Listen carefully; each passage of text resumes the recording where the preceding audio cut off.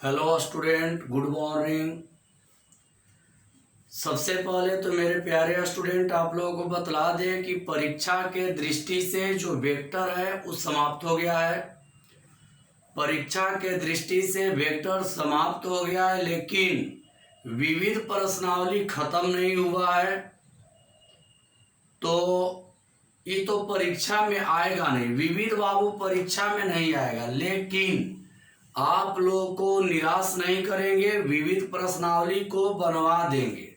तो आज से मैं शुरू करने जा रहा हूं विविध प्रश्नावली का थ्योरी और प्रश्न।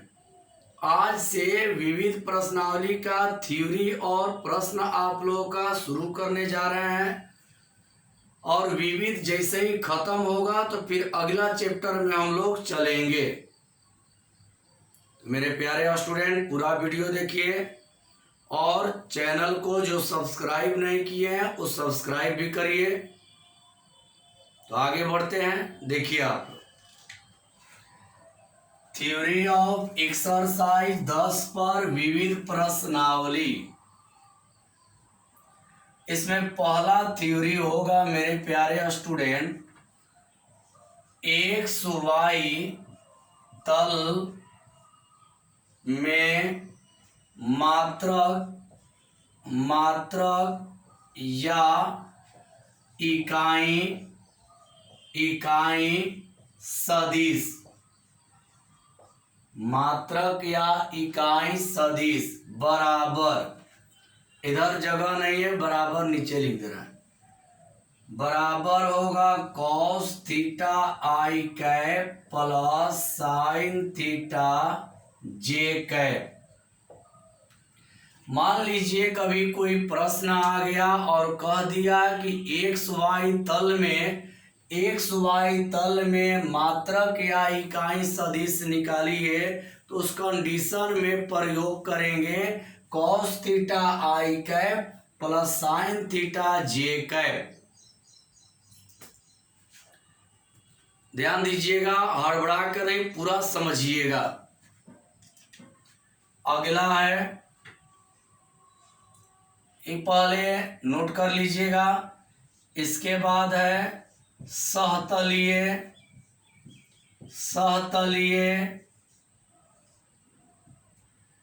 या समतलीय, इसका अंग्रेजी होता है कोप्लानर।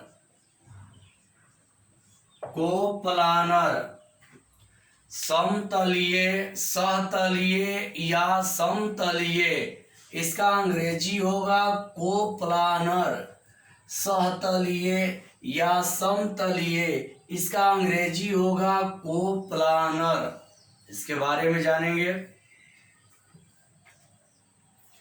इसका परिभाषा जानेंगे। देखिए, इसका परिभाषा ऊपर लिख देंगे, नीचे दिखाई नहीं देगा ज्यादा, तो ऊपर कर दे रहे हैं।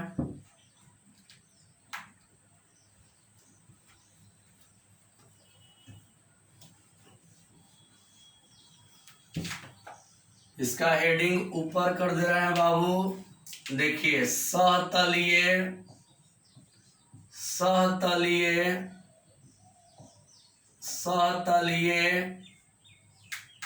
या समतलीय,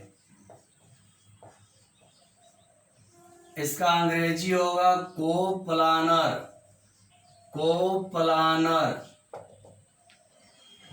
इसका परिभाषा देखिए, यदि ए वेक्टर बराबर x1 i cap plus x2 j cap plus x3 k cap, comma B vector बराबर y1 i cap y2 j cap plus y3 k cap,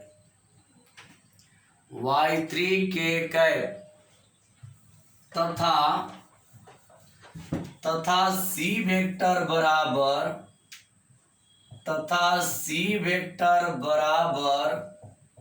z1 i cap plus Z2 J cap plus Z3 K cap. तो determinant गुणांक लेते हैं, x1 x2 x3, इसका गुणांक y1 y2 y3, फिर इसका गुणांक z1 z2 z3 बराबर 0 को सहतलीय या समतलीय कहते हैं। एक बार समझ लीजिए, देखिए ध्यान दीजिएगा। अगला हेडिंग है सहतलीय या समतलीय कोप्लानर।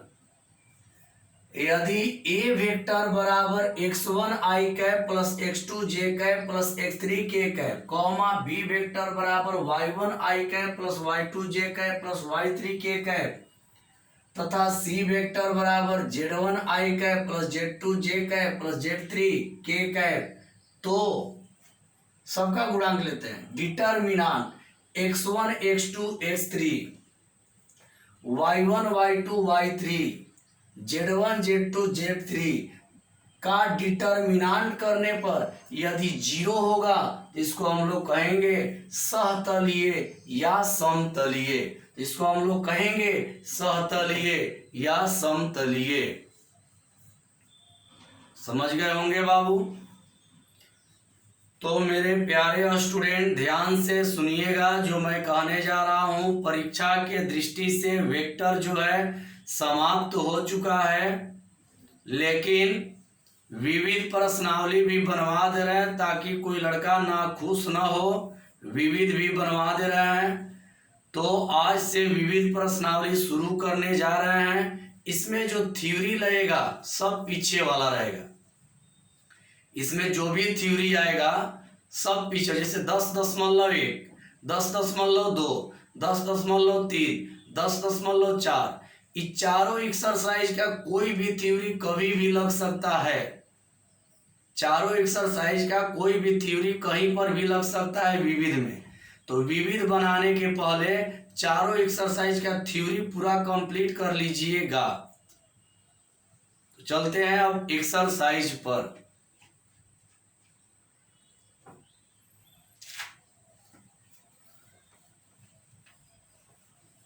अब एक्सरसाइज पर चलते हैं। ध्यान से बाबू आप लोग देखिएगा।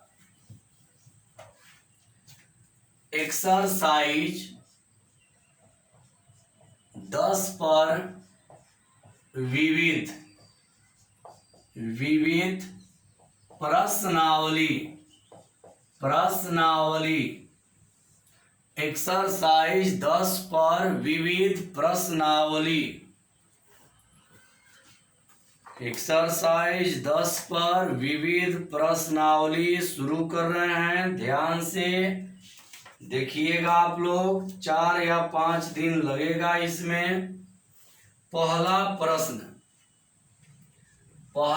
प्रश्न है XY तल में X अक्ष की धनात्मक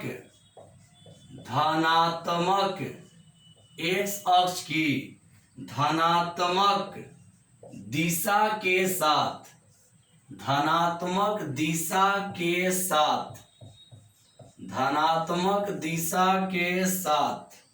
वामावर्त धनात्मक दिशा के साथ वामावर्त दिशा में 30 डिग्री का कोण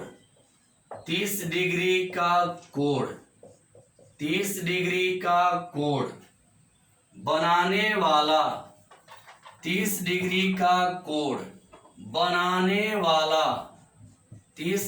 का कोण बनाने वाला बनाने वाला मात्रक सदिश ज्ञात कीजिए। मात्रक सदिश ज्ञात कीजिए। ध्यान दीजिएगा आप लोग। पहले इसका फिगर समझेंगे, कैसे फिगर बनेगा, इसके बाद मात्रक सदिश एक्स वाई तल में निकालेंगे। ध्यान दीजिएगा। हल एक्स वाई तल का मतलब होता है जिसमें एक्स और वाई दोनों रह गई। एक्स हो गया, वाई हो गया मूल बिंदु। कह रहा है एक्स वाई तल में एक्स अक्ष की धनात्मक दिशा के साथ, एक्स अक्ष का धनात्मक दिशा ही वाला है, तो यहां पर एक्स अक्ष के धनात्मक दिशा के साथ 30 डिग्री ऐसे डायरेक्शन दिए क्योंकि धनात्मक के साथ। फिर से एक बार, एक्स वाई तल में देखिए एक्स वाई, तो ये हो गया एक्स वाई तल। एक्स वाई तल में एक्स अक्ष की धनात्मक दिशा के साथ, एक्स अक्ष हो गया, इस एक्स अक्ष के धनात्मक दिशा के साथ वामावर्त दिशा में, मतलब धनात्मक से चलेगा और किधर जाएगा, बाएं तरफ। तो यहां से चला इधर जाएगा, इधर मतलब कौन तरफ, बाएं तरफ। कै डिग्री का कोण बना, वामावर्त मतलब बाएं दिशा में 30 डिग्री का कोण बनाता है। यहाँ कै डिग्री का कोण बना, 30 डिग्री का। बनाने वाला मात्रक सदिश ज्ञात कीजिए। आपको निकालना है मात्रक सदिश, तो लिखेंगे मात्रक सदिश कौन तल में, एक्स वाई तल में, तो हो जाएगा कॉस थीटा आई कैप प्लस साइन थीटा जे कैप, होगा इतना। थीटा का मान बाबू पता है 30 डिग्री, तो जहां जहां थीटा है 30 रखिए। देखिए इस पर होता है कॉस थीटा और इस पर होता है, एक्स अक्ष पर होता है कॉस थीटा और वाई अक्ष पर होता है साइन थीटा। तो कॉस यहाँ पे हो जाएगा cos 30 degree I cap plus sign 30 degree J cap. Cos 30 का मान होता है स्क्वायर 3/2 आई कैप और प्लस साइन 30 का 1/2 जे कैप। यही आप लोगों का आंसर हो गया। कॉस 30 का स्क्वायर 3/2 आई कैप और साइन 30 का हो गया 1/2 जे कैप। पहला प्रश्न कंप्लीट हुआ। याद रखिएगा विविध से परीक्षा में आएगा नहीं, लेकिन जानकारी के लिए हम पढ़ा दे रहे हैं आप लोगों को।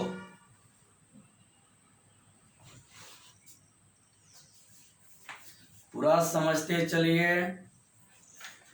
जहां दिक्कत हो वहां पे कमेंट के जरिए बोलें। जहां दिक्कत हो वहां कमेंट के जरिए आप लोग मुझको बोलें। तो ध्यान दीजिएगा। अब चलते हैं प्रश्न नंबर सेकंड प्रश्न में चल रहे हैं। ध्यान से बाबू देखिएगा। अब आ रहा आप लोग का सेकंड प्रश्न, ये मिटा रहे हैं। दूसरा नंबर प्रश्न ध्यान से आप लोग देखेंगे और इसको समझेंगे। दूसरा प्रश्न मेरे प्यारे स्टूडेंट, दूसरा प्रश्न, प्रश्न नंबर 2। प्रश्न नंबर 2 है बिंदु P x1 y1 z1 और Q x2 y2 z2 को मिलाने वाले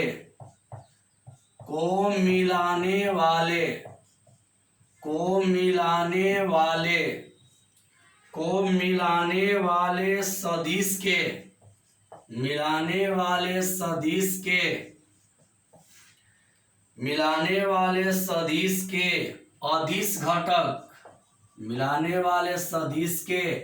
अदिश घटक और गुणांक ज्ञात, अदिश घटक और परिमाण ज्ञात कीजिए। अदिश घटक और परिमाण ज्ञात कीजिए।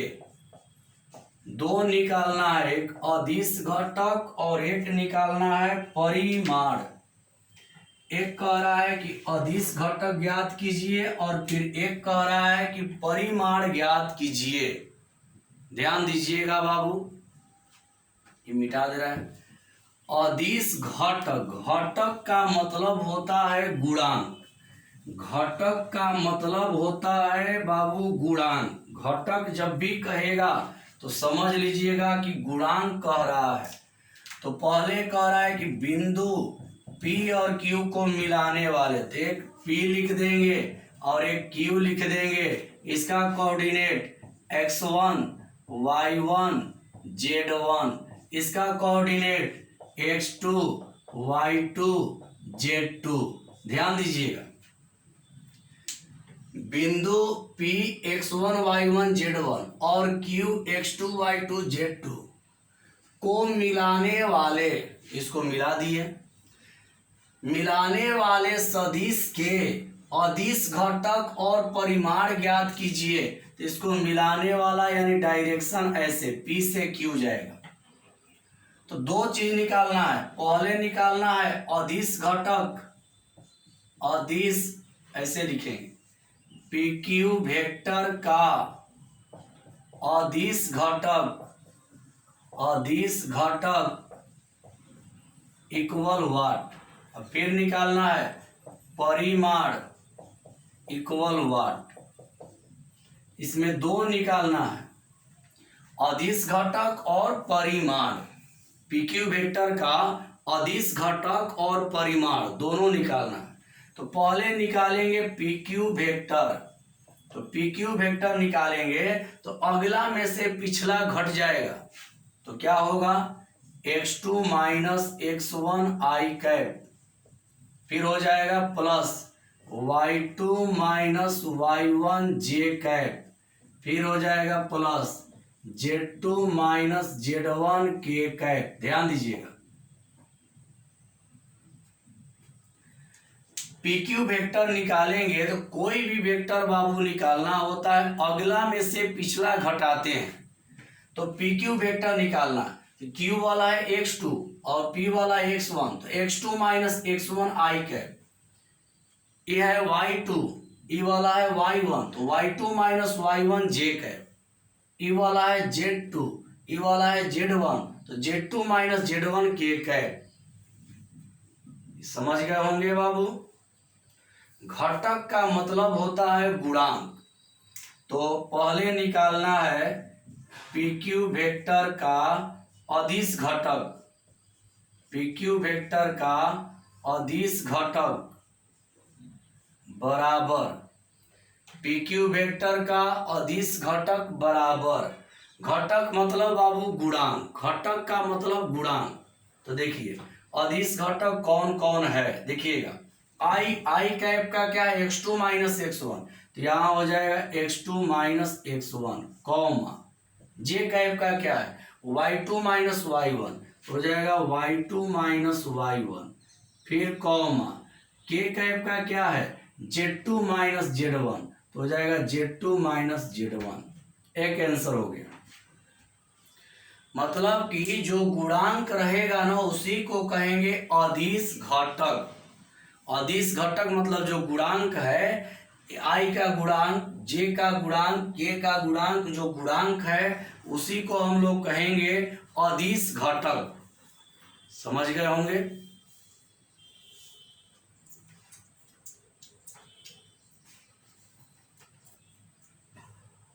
एक और निकालना है परिमाण। परिमाण और मापांक बाबू एक ही होता, आप लोगों को बतलाए हैं कि परिमाण और मापांक एक ही होता है। तो देखिए इसका परिमाण क्या होगा, ध्यान से देखेंगे मेरे प्यारे स्टूडेंट, ध्यान से देखिएगा।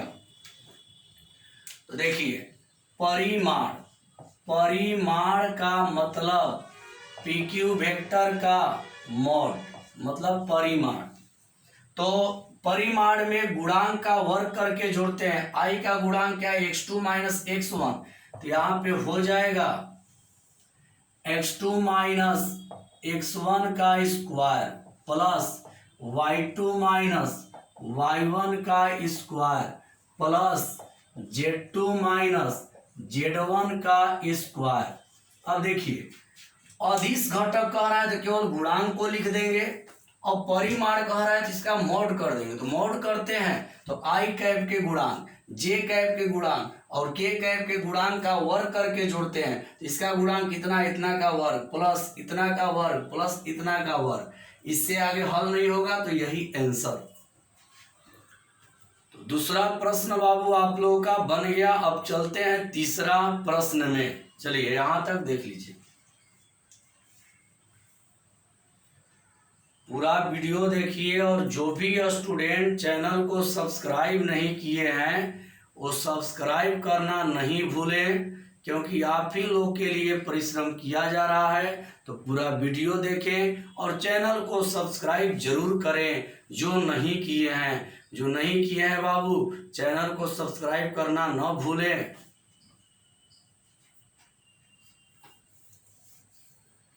अब आगे प्रश्न में चलेंगे जो कि बहुत ही अच्छा प्रश्न है।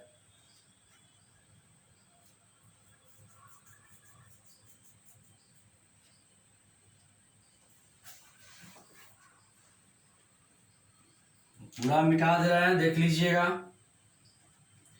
पूरा मिटा दे रहे हैं बाबू।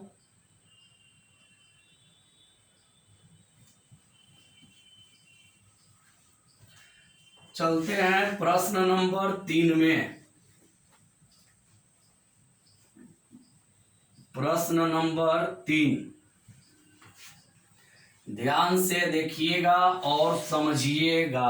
प्रश्न नंबर 3, तीसरा प्रश्न है, एक लड़की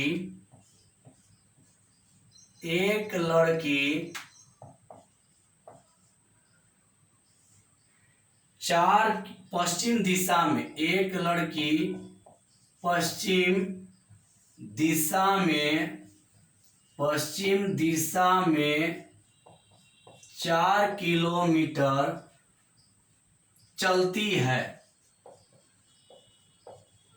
4 किलोमीटर चलती है।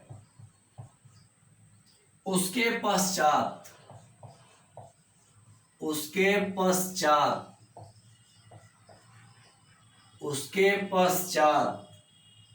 वह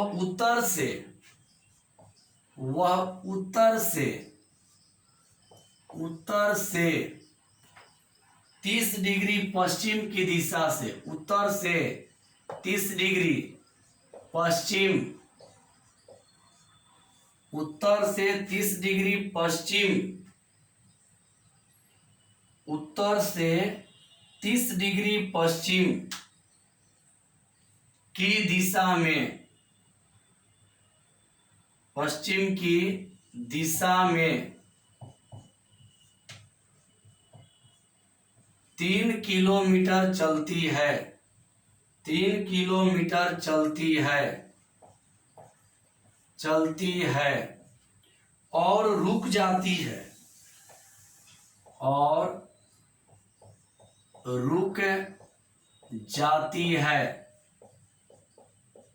रुक जाती है।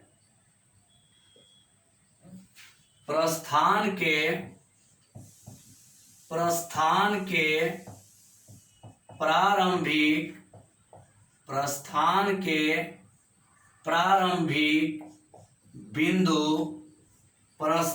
के प्रारंभिक बिंदु से लड़की का विस्थापन ज्ञात कीजिए। लड़की का विस्थापन ज्ञात कीजिए। अच्छा प्रश्न है और पूरा समझिएगा बाबू। कह रहा है कि एक लड़की पश्चिम दिशा में 4 किलोमीटर चलती है, उसके पश्चात वह उत्तर से 30 डिग्री पश्चिम, उसके पश्चात वह उत्तर से 30 डिग्री पश्चिम की दिशा में उत्तर से 30 डिग्री पश्चिम की दिशा में 3 किलोमीटर चलती है और रुक जाती है। प्रस्थान के प्रारंभिक बिंदु से लड़की का विस्थापन ज्ञात कीजिए। मेरे प्यारे स्टूडेंट, आज का यही लास्ट प्रश्न होगा, लेकिन पूरा समझिएगा, गहराई में जाइएगा इसका। देखिए, तो यहां से हल करते हैं और सभी लोग ध्यान से देखिएगा, ध्यान दीजिएगा मेरे प्यारे स्टूडेंट। हड़बड़ा कर नहीं, हड़बड़ा गए तो गड़बड़ा गए, हड़बड़ा कर इसी के चलते नहीं। यहाँ फिगर बना दे रहे हैं, कोई दिक्कत नहीं, यहाँ फिगर बना दे रहे हैं। हड़बड़ाएं तो गड़बड़ाएं, एक्स डैश नहीं। ध्यान से बाबू देखते रहिएगा और आनंद लेते रहिए वेक्टर के विविध प्रश्नावली का। East, west, east west, north, south. इसका मतलब मेरे प्यारे स्टूडेंट, पूरब, पूर्व, पश्चिम, उत्तर, दक्षिण। ध्यान से देखिएगा, पूरा समझते रहना है, और जहां दिक्कत होगा कमेंट के जरिए हमसे बात करेंगे आप लोग। जहां भी दिक्कत होगा कमेंट के जरिए हमसे बात करेंगे या व्हाट्सएप के जरिए। ये मिटा दिए, चूंकि यहाँ पर इसको थोड़ा अच्छा कर दें समझाने के लिए। ध्यान से देखिएगा, यहाँ मूल बिंदु ईस्ट वेस्ट मतलब पश्चिम। देखिए बाबू, ई हो गया पूरब, ई हो गया पश्चिम, ई हो गया उत्तर, ई हो गया दक्षिण। अब प्रश्न पे चलते हैं। देखिए प्रश्न क्या कहा है। एक लड़की पश्चिम दिशा में 4 किलोमीटर चलती है। एगो लड़की है, वो पश्चिम दिशा में 4 किलोमीटर चलती है। तो मेन पॉइंट यहाँ हो गया। अब देखेंगे यहाँ से पश्चिम किधर है बड़े भाई, तो पश्चिम किधर है, इधर तो पूरब है, इधर पश्चिम है। तो पश्चिम कितना, एक लड़की पश्चिम दिशा में 4 किलोमीटर चलती है। तो यहाँ से पश्चिम दिशा मान लीजिए, यहाँ पर लड़की आ गई और यहाँ पे आई, तो मान लेते हैं इसको ए, और ये वाला दूरी को मान लेते हैं 4 किलोमीटर। बतलाएंगे मेरे प्यारे कैंडिडेट, क्यों 4 किलोमीटर दूरी माने, बतलाएंगे 4 किलोमीटर। अब समझिए, फिगर पर ध्यान दीजिए, आनंद आ जाएगा। फिगर को देखते रहिए, फिगर को देखिए। 100 में 1000% इसको समझाएंगे, लेकिन फिगर पर ध्यान देना भूलिएगा मत। अगर भूल गए तो समझ में नहीं आएगा। देखिए, एक लड़की पश्चिम दिशा में 4 किलोमीटर चलती है। तो यहाँ हो गया मूल बिंदु, इसका पश्चिम दिशा बाबू इधर है। तो मान लीजिए लड़की यहाँ से चल दी, यहाँ पर आई, और यहाँ मान लिए ए, कई किलोमीटर मान लिए 4 किलोमीटर, यानी यहाँ से पश्चिम दिशा में वो कई किलोमीटर चल गई, 4 किलोमीटर। क्लियर। अब देखिए, उसके पश्चात वह उत्तर से यहाँ आने के बाद ये उत्तर चल गई, उत्तर दिशा में। यहाँ आने के बाद मेरे प्यारे स्टूडेंट, यहाँ जैसे ही आई, तो यहाँ आने के बाद उत्तर दिशा में चल गई। ध्यान से देखिएगा, पूरा समझना है, कॉन्सेप्ट को क्लियर करना है और अच्छा से देखिएगा। एक लड़की पश्चिम दिशा में 4 किलोमीटर चलती है। तो यहाँ पे लड़की है, यहाँ से पश्चिम दिशा में आ गई, कै किलोमीटर आ गई? 4 किलोमीटर। अब देखिए, कुछ स्टूडेंट कहेंगे यहीं से क्यों चला रहे हैं आप, तो यहाँ ही ना मूल बिंदु है, कोई कार्य होगा तो यहीं से होगा। तो कह रहा है एक लड़की पश्चिम दिशा में 4 किलोमीटर चलती है। तो यहाँ से लड़की पश्चिम दिशा में आ गई और कै किलोमीटर आ गई? 4 किलोमीटर। इसका दूरी देखिए 4 किलोमीटर। उसके पश्चात वह उत्तर से 30 डिग्री पश्चिम की दिशा में 3 किलोमीटर चलती है। यहाँ आने के बाद ये चल जा रही है उत्तर दिशा में, और उत्तर दिशा में जाने के बाद 30 डिग्री, फिर से बाबू फिर से, एक लड़की पश्चिम दिशा में 4 किलोमीटर चलती है। तो पश्चिम दिशा में 4 किलोमीटर चल आई। उसके पश्चात वह उत्तर से, इसके पश्चात मतलब बाद, जब 4 किलोमीटर पश्चिम आई तो इसके बाद उत्तर में चल गई, उत्तर दिशा में। उसके देखिए उत्तर इधर ही ना होगा, ऊपर एक देखिए, यहां से ऊपर उत्तर, तो यहां से ऊपर उत्तर करा। उसके पश्चात वह उत्तर से 30 डिग्री पश्चिम की दिशा में 3 किलोमीटर चलती है। तो यहां से उत्तर चल गई, उत्तर दिशा में, और यहां से 30 डिग्री पश्चिम, ये कौन लाइन हो गया? उत्तर दिशा का। तो यहां से कह रहा है कि 30 डिग्री पश्चिम की दिशा में, तो उत्तर पर से एक एंगल बनाएंगे, यहां से एंगल बनाएंगे। अब यहां पर डायरेक्शन देंगे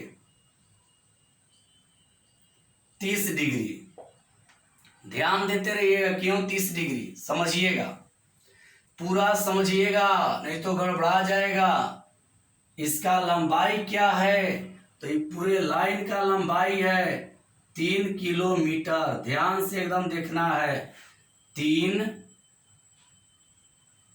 ऊपर लिख दे रहे हैं प्यारे स्टूडेंट, गड़बड़ा जाएगा, यहाँ पर ऊपर लिख दे रहे हैं 3 किलोमीटर इसका लंबाई है।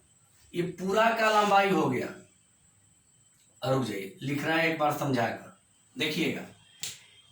एक लड़की पश्चिम दिशा में 4 किलोमीटर चलती है। तो एक लड़की है पश्चिम दिशा में 4 किलोमीटर आ गई। उसके पश्चात वह उत्तर से, यहाँ आने के बाद उत्तर दिशा में चल गई। 4 किलोमीटर पश्चिम आने के बाद उत्तर दिशा में चल गई। तो यहाँ पश्चिम आई, यहाँ से कहा गया उत्तर जाइए, तो इधर ही ना उत्तर होगा, तो इधर चल गई। उसके पश्चात वह उत्तर से 30 डिग्री, ये जो उत्तर है इससे 30 डिग्री पश्चिम की दिशा में 3 किलोमीटर चलती है। तो आप लोग के मन में एक प्रश्न आएगा कि सर आप तो पूरब की तरफ बना दिए, उत्तर के बगलवा में तो पूरब होता है। तो ध्यान दीजिएगा बाबू, ये उत्तर दिशा में आ गई, तो यहां से यहां तक जो है वो कौन दिशा है? पश्चिम दिशा। पूरब कब होगा? जब यहां से इधर, देखिए ध्यान से सुनिएगा। एक लड़की पश्चिम दिशा में 4 किलोमीटर चलती है, तो यहाँ 4 किलोमीटर आ गई। उसके पश्चात वह उत्तर से 30 डिग्री पश्चिम की दिशा में, तो यहाँ के बाद उत्तर में चल जा रहे, उत्तर दिशा में, और उत्तर दिशा में जाकर 30 डिग्री, उत्तर से 30 डिग्री पश्चिम की दिशा में 3 किलोमीटर चलती है। तो कुछ स्टूडेंट कहेंगे कि उत्तर से 30 डिग्री पश्चिम तो इधर होगा, तो सही सोच रहे हैं, इधर होगा, लेकिन आप इधर भी बना सकते हैं। कारण क्योंकि यहाँ से यहाँ तक जो लंबाई है ये कौन दिशा का है? पश्चिम। तो यहाँ जो एंगल बना रहे हैं ये पश्चिमे में ना बन रहा है। फिर एक बार, उसके पश्चात वह उत्तर से 30 डिग्री पश्चिम की दिशा में 3 किलोमीटर चलती है और रुक जाती है। मतलब उत्तर दिशा में आकर 30 डिग्री का कोण बनाकर यहाँ 3 किलोमीटर चलती है। ये पूरा का लंबाई हो गया 3 किलोमीटर चलती है और यहाँ पर आकर के रुक जाती है। बात को क्लियरली समझना है, हड़बड़ा कर नहीं मेरे प्यारे स्टूडेंट। सुनिए अंतिम बात, एक लड़की पश्चिम दिशा में 4 किलोमीटर चलती है। तो एक लड़की है जो पश्चिम दिशा में 4 किलोमीटर आ गई, उसके पश्चात वह उत्तर से, तो यहां से पश्चिम 4 किलोमीटर आकर उत्तर दिशा में चल गई। उसके पश्चात वह उत्तर से, तो यहाँ आकर ही उत्तर दिशा में चल गई। उत्तर दिशा में, उत्तर से 30 डिग्री पश्चिम की दिशा में 3 किलोमीटर चलती है। उत्तर आकर के और यहाँ 30 डिग्री, इधर देखिए 30 डिग्री डायरेक्शन दे दिए, इधर 30 डिग्री पश्चिम की दिशा में 3 किलोमीटर चलती है। तो उत्तर से 30 डिग्री का कोण बनाकर और 3 किलोमीटर चल गई। कुछ स्टूडेंट कहेंगे कि पश्चिम तो इधर होगा, तो पश्चिम इधर होता, इधर भी हो सकता है, इधर भी हो सकता है, क्योंकि यहाँ से यहाँ तक पूरा पश्चिम है, यहाँ से यहाँ तक पूरा पश्चिम है। तो ये वाला कोण आप इधर भी बना सकते हैं या ये वाला कोण इसके इधर भी बना सकते हैं। क्लियर हो गया? तो एक बार और सुन लीजिए, एक लड़की पश्चिम दिशा में 4 किलोमीटर चलती है। एक लड़की पश्चिम दिशा में 4 किलोमीटर चलती है, उसके पश्चात वह उत्तर से 30 डिग्री पश्चिम की दिशा में 3 किलोमीटर चलती है। जब 4 किलोमीटर आ जा रही है तो यहाँ से उत्तर जा रही है, उत्तर के तरफ, और उत्तर जाकर फिर पश्चिमी के दिशा में 3 किलोमीटर चलती है और कई डिग्री का कोण बनाती है? 30 डिग्री का। इसका लंबाई पूरा कई किलोमीटर हो गया? 3 किलोमीटर। ये पूरा लंबाई 3 किलोमीटर। और रुक जाती है, यहाँ आने के बाद रुक गई। अब इसको कुछ कहीं जाना नहीं है। एक बात दिमाग में नोट कर लीजिए, दिमाग में एक बात, कि जो आप 30 डिग्री इधर बनाए हैं, जो आप 30 डिग्री इधर बनाए वो इधर भी बना सकते हैं। अब आप कहेंगे कि उत्तर के बाएं तरफ, उत्तर के दाएं तरफ पूरब ना होगा, तो पूरब नहीं, यहाँ ये पूरब ही होगा। लेकिन क्यों पश्चिम कह रहे हैं? क्योंकि यहाँ से यहाँ तक लंबाई किसका है? तो यहाँ से यहाँ तक लंबाई पश्चिम का है। ये जो एंगल बन रहा है पश्चिमी में ना बन रहा है। क्लियर हो गया होगा? अब देखिए, और रुक जाती है, यहाँ रुक गई, यहाँ आकर रुक गई। अब यहाँ से लड़की को कहीं नहीं जाना है, यहाँ रुक गई। तो कह रहा है प्रस्थान बिंदु के प्रारंभिक, देखिए प्रस्थान के प्रारंभिक बिंदु से लड़की का विस्थापन ज्ञात कीजिए। लड़की क्या की? लड़की यहाँ से चली, पश्चिम में 4 किलोमीटर आई, फिर उत्तर में चल गई और उत्तर में जाकर 30 डिग्री कोण बनाकर यहाँ आ गई। लड़की यहाँ पर है, तो यहाँ से प्रस्थान बिंदु ही है,